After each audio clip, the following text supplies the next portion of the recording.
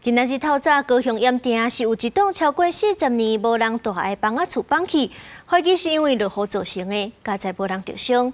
市府是已經趕緊派人把這頂着落的車庫給掃走，嘛甲有危險的結構拆掉。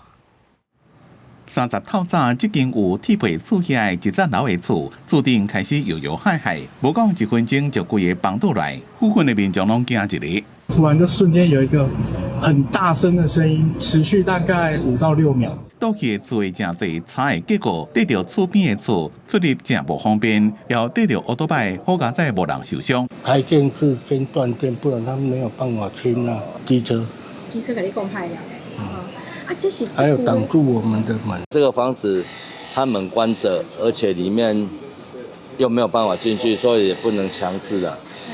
強制進去，都有幫談，我攏直接從空中這樣子把頭要進去而已。當地里長講，這間厝是日本時代起的厝，幾多年來攏囥得也遠，已經通報市府就來注意厝已經舊國後真危險，為了要預防天高熱要地出來囥藥啊。鹽埕區光榮街一處住宅，疑似因為連日降雨而導致部分建築物坍塌。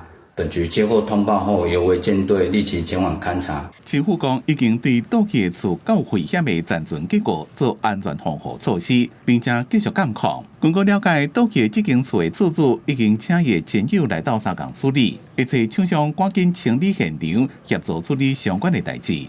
記者綜合報道。